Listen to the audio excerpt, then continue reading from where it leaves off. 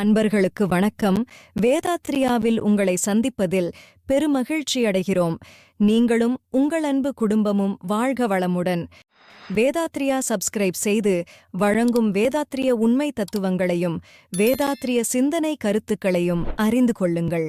உங்கள் யோக பயணத்தில் உன்னத நிலையை பெறுங்கள். மெய்ப்பொருள் உண்மை ரகசியங்களை அறிந்து உணர்ந்து உங்கள் வாழ்வை வளமாக்கிக் கொள்ளுங்கள். நன்றி. வாழ்க வளமுடன்.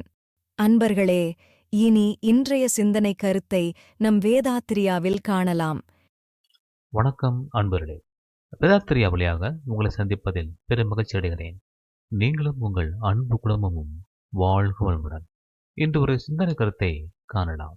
தவம் தியானம் படுத்துக்கொண்டே செய்யலாமா கூடாதா என்பது குறித்த விளக்கங்களை காணலாம். ஏற்கனவே இந்த பதிவு ஷார்ட்ஸ் வழியாக மிக அதிகமான பார்வையை கொண்டிருக்கிறது. அதில் எளிமையாக சொன்னதை இன்னொரு பதிவாகவும் தந்திருக்கிறோம். அதை மீண்டும் இன்னும் விளக்கமாக தரலாம் என்றுதான் இந்த பதிவை நாம் இங்கே தருகிறோம். தியானம் என்பதும் தவம் என்பதும் ஒன்றுதான். அதில் எதுவும் வித்தியாசம் இருக்கப் போவதில்லை. வடமொழியில் தியானம் என்றால் தமிழில் தவம் என்று சொல்கிறோம். வேதாத்ரி மகர்ஷி அவர்கள் இதை இன்னும் எளிமையாக மனவள கலை என்று சொல்லிவிட்டார். தவம் என்பதை மனவள கலை என்று சொல்லிவிட்டார். இப்போது இந்த தியானம் என்ற தவத்தை படுத்துக்கொண்டே செய்யலாமா என்பதுதான் இங்கே ஒரு கேள்வி. எப்போதுமே நமக்கு நடிப்பது என்பது கைவந்த கலை என்று சொல்லலாம். அதாவது நாம் மட்டுமே அறிந்து கொள்ளக்கூடிய வகையில் சில ஒன்றை சில செயல்களை செய்து கொள்வது நமக்கு பிரியமானது. அதாவது மற்றவர்கள் அதை தெரிந்து கொள்ளக்கூடாது என்று மறைப்பது என்று சொல்லலாம்.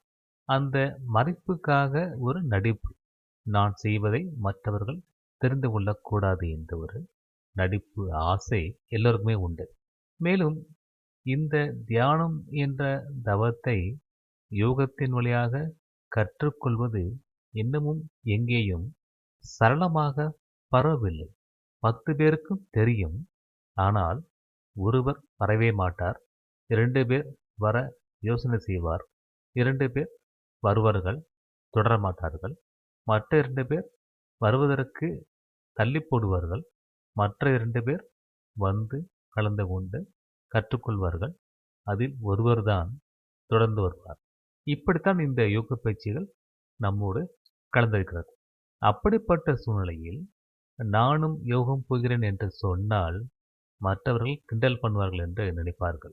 தேவையில்லாமல் ஏன் வாழ்க்கையை வீண் செய்கிறாய் என்று மற்றவர்கள் கேட்டால் என்ன பதில் சொல்வது என்று யோசிப்பார்கள். விளக்கமாக சொன்னாலும் அவர்கள் ஏற்பார்களா என்ற ஒரு குழப்பமும் வந்துவிடும். ஏனென்றால் நம்மை சுற்றி இருக்கக்கூடிய மனிதர்கள் தன்னை போல நீயும் இரு என்றுதான் கீழே இழுப்பார்கள். உயர்த்தி விடுவதற்கு பதிலாக கீழே போக சொல்லுவார்கள். இதை ஒரு உதாரணமாக இந்திய நண்டுகள் என்ற ஒரு கதை உண்டு. ஒரு கண்காட்சியில் இந்திய நண்டுகள் என்ற ஒரு கண்ணாடி பெட்டிக்குள் மேலே மூடி போடாமல் இருந்ததாம். பார்வையாளர்கள் இது ஏன் இப்படி இந்த மூடி இல்லாமல் இருக்கிறது, இந்த நண்டுகள் எல்லாம் வெளியே போய்விடாதா என்று கேட்டார்களாம். அதற்கு அந்த கண்காட்சி கண்காணிப்பாளர், இல்லை, இது இந்திய நண்டுகள். ஒரு நண்டு வெளியே போவதை இன்னொரு நண்டு தடுத்துவிடும். அதுவே கீழே இறக்கி விட்டுவிடும். அதனால் எங்களுக்கு கவலை இல்லை என்று சொன்னாராம். அதுபோல தங்களுக்குள் இருக்கக்கூடிய ஒரு நபர் திருந்தக்கூடாது என்ற ஒரு எண்ணம் பொதுவாக உண்டு. நான் எல்லோரையும் சொல்லவில்லை. சில குழுக்களில் அப்படியான எண்ணங்கள் உண்டு. இதுபோக வீட்டிலும் பல தடைகள் கொடுப்பார்கள். நீ உழைக்க வேண்டும், வேலைக்கு போக வேண்டும், சம்பாதிக்க வேண்டும், பெரிய ஆளாக மாற வேண்டும், வீடு வாங்க வேண்டும், கார் வாங்க வேண்டும், இப்படிப்பட்ட திருமணம் செய்ய வேண்டும் என்றெல்லாம் ஆசையை காட்டி அல்லது தங்களுடைய ஆசையை அவரிடம் செலுத்தி இதையெல்லாம் செய்யாதே, யோகம் வேண்டாம் என்று மறுப்பார்கள். இதையெல்லாம் கடந்தும் கூட யோகம் கற்றுக்கொண்டால் அதை செய்ய வேண்டுமே. அந்த திட்டத்திலும் குழப்பத்திலும் படுத்துக்கொண்டே தவம் செய்யலாம் என்ற ஒரு முடிவுக்கு வருவார்கள். அவர்களாக விரும்பி செய்வதில்லை. சூழ்நிலை காரணமாக இப்படி செய்யலாமே என்று ஒரு எண்ணத்திற்கு வந்துவிடுவார்கள். இப்போது இந்த தவம் செய்யும் பொழுது என்ன நடக்கிறது என்று பார்க்கும் பொழுது, தவம் செய்யும் பொழுது மனம் ஒருமுகப்படுகிறது. தன்னை தன்னுடைய சுழற்சியில் இருந்து மனம் விடுபட்டுக் கொள்கிறது என்று அர்த்தம். வேகமாக சுற்றக்கூடிய ஒரு பொருள் கொஞ்சம் குறைவது போல குறைந்து கொண்டே வருவதுதான் இந்த மனதின் வேலை தவத்தில் நடக்கிறது.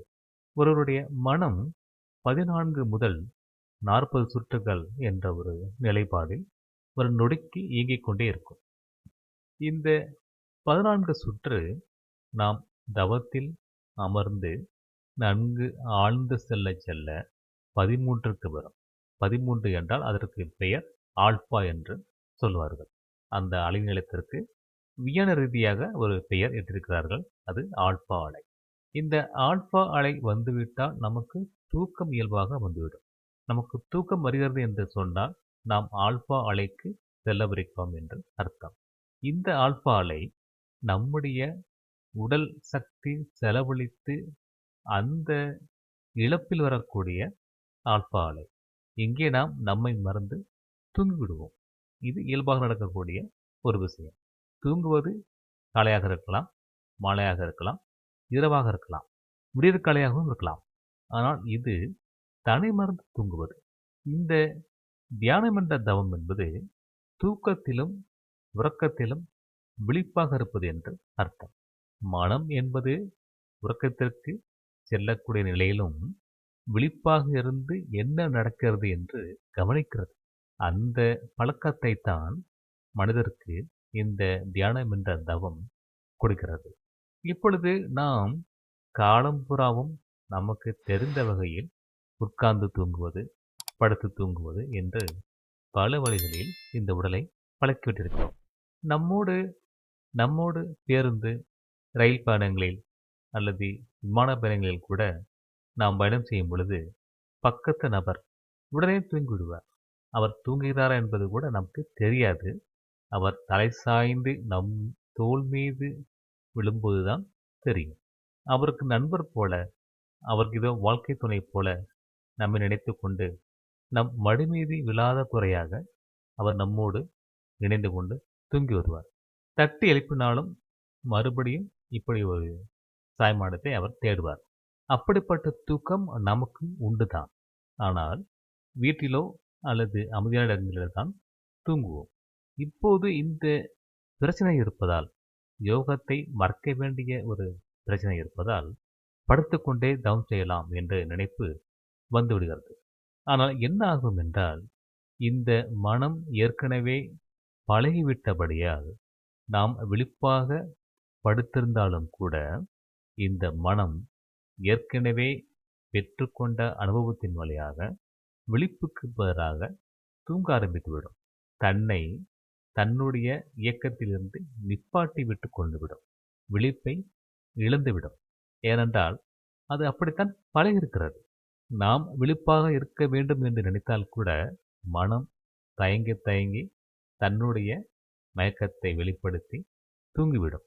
ஒரு விழிப்பாக செய்யக்கூடிய ஒரு நிலையை இப்படி நாம் மாற்றிக்கொண்டால் அது நமக்கு பயன்படாது. ஏனென்றால் இந்த மனம் என்பது இயக்கத்தில் இருக்கும் பொழுதுதான், அதாவது அறிவு விழித்திருந்து இருக்கும் பொழுதுதான் மனம் விழிப்பாகவும் இருக்கும். நீங்கள் உட்கார்ந்து இருக்கும் பொழுது அந்த சூழ்நிலை, உங்களை சுற்றி இருக்கக்கூடிய நபர்கள், இவர்கள் எல்லோருமே தவத்தில் இருப்பார்கள்.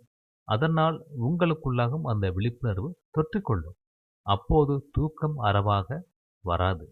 யாரோ ஒரு சிலருக்குத்தான் தூக்கம் வரும். இந்த நிலையில் மனம் விழிப்பாக இருந்து அந்த தவத்தில் உங்களுக்கு துணையாக இருந்து உதவும். இதுதான் சரியான முறை. அதை விட்டுவிட்டு மற்றவர்களுக்காக நாம் படுத்துக்கொண்டே தியானம் என்ற தவம் செய்தால் நிச்சயமாக நாம் தூங்கிவிடுவோம். ஒரு நாளைக்கு 3 தவம் செய்தால் அதில் ஒரு தவம் கூட ஒரு நல்ல மாற்றத்தை நமக்கு ஏற்படுத்தாது. நமக்கும் காலப்போக்கில் இந்த மனம் பழகிக்கொண்டு படுத்தால் தூங்க வேண்டும் என்று சொல்லிவிடும். இங்கே தவம் என்ற விழிப்பை மனம் இழந்துவிடும். ஏனென்றால் மனம் கற்பனை செய்யவும் ஆரம்பித்துவிடும். இவர் என்ன செய்கிறார் என்று எனக்கு தெரியவில்லை என்ற குழப்பத்தில் ஆழ்ந்துவிட்டு படுத்திருக்கிறார், தூங்கிவிடுவோம் என்று அது தானாகவே தூக்கத்தை வரவழைத்துக் கொண்டுவிடும். நாமும் மறதியாக தூங்கியும் விடுவோம். தவம் செய்வது நமக்கு மறந்துவிடும் என்று சொல்லலாம். இது ஒரு பிரச்சனை என்றால், இந்த குண்டலினி என்ற உருசக்தி திணிவு மூலாதாரத்திலிருந்து ஆக்னை சென்றால்தான் ஒரு ஆக்னை தவம் செய்ய முடியும். நாம் தூங்கி, அதாவது படுத்துக்கொண்டே இந்த தவத்தை ஆரம்பித்தால் மூலாதாரத்திலிருந்து அது எழும்பி வரும். நாம் நினைப்போம் ஆக்னைக்கு வருகிறது என்று நினைப்போம். ஆனால் படுத்திருப்பதால் இடைப்பட்ட 4 ஆதாரங்களில் நின்றுவிடக்கூடிய வாய்ப்பு உருவாகிவிடும். எப்படி என்றால், மூலாதாரத்திற்கு மேலாக இருக்கக்கூடிய சுவாதிஷ்டானம், மணிப்பூரகம், அநாகதம், விசுத்தி என்ற நிலைகளில் அது இருக்கக்கூடும். நாம் அதை அறிய மாட்டோம். இப்படி இடைப்பட்ட இடங்களில் நின்றுவிட்டால் அது ஒரு பிரச்சனையை உருவாக்கும்.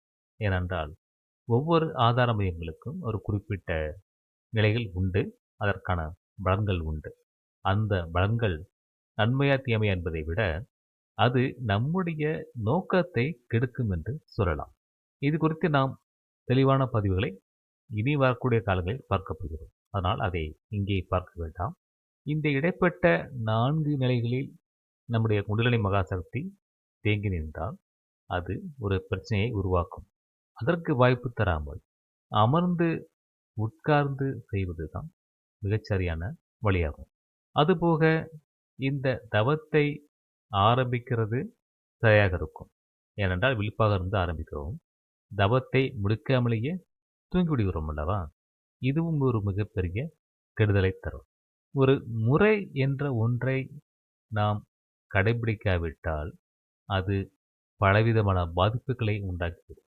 அதற்கு வாய்ப்பு தராமல் தவத்தை ஆரம்பித்து நடத்தி முடிக்க வேண்டியது நம்முடைய கடமை. இந்த யோகத்தின் சிறப்பை நாம் முழுமையாக பயன்படுத்திக் கொள்ள வேண்டும். முறையாக கற்றோம், முறையாக பயன்படுத்தி அதை நமக்கு துணையாக்கி கொண்டு உண்மை உணர வேண்டும். அதை விடுத்து ஒரு குழப்பத்திற்கு நாமே இறங்கிவிடக்கூடாது. எனவே முழுமையாகவே படுத்துக்கொண்டு தியானம் என்ற தவம் செய்வது தவறானது. அது ஒரு நன்மையை தராது.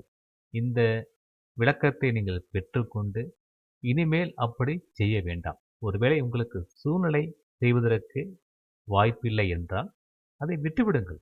படுத்துக்கொண்டு செய்வதாக நினைத்து நீங்கள் உங்களை ஏமாற்றிக் கொள்ளாதீர்கள். அது உங்களுடைய யோக பயணத்தை தடுக்கும்.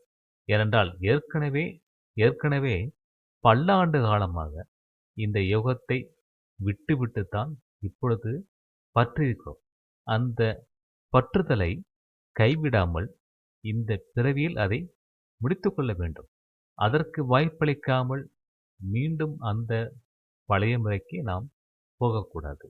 நம்மை மறந்து தூங்கிவிடக்கூடாது. மனதை விழிப்பாக இருக்க வைத்து அதில் வெற்றி பெறச் செய்து உங்களை நீங்கள் அறிய வேண்டும். நான் யார் என்று உங்களை நீங்கள் அறிய வேண்டும். அதுதான் முக்கியமே தவிர மற்றவர்கள் இதை பார்க்கக்கூடாது என்று நினைப்பது தவறு. ஒருவேளை பார்த்தால் பார்க்கட்டுமே, நீங்கள் சொல்லிவிடுங்கள், நான் யோகத்தில் இருக்கிறேன், தியானம் செய்கிறேன், என்னை தொந்தரவு செய்யாதே என்று சொல்லிவிடுங்கள். அந்த உண்மையை அவர்களும் புரிந்து கொள்ளட்டும்.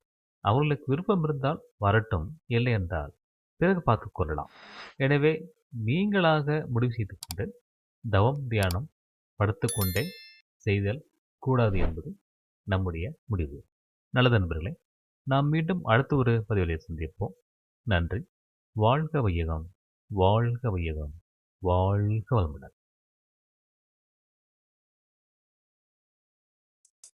வணக்கம் அன்பர்களே, வாழ்க வையகம், வாழ்க வளமுடன்.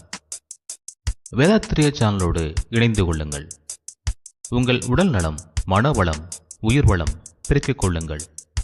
உங்கள் வாழ்க்கையையும் பொருளாதாரத்தையும் உயர்த்திக் கொள்வதற்கான வழிகள் இங்கே சொல்லப்படுகின்றன. இன்றே சப்ஸ்கிரைப் செய்து கொள்ளுங்கள். வாழ்க வளமுடன்.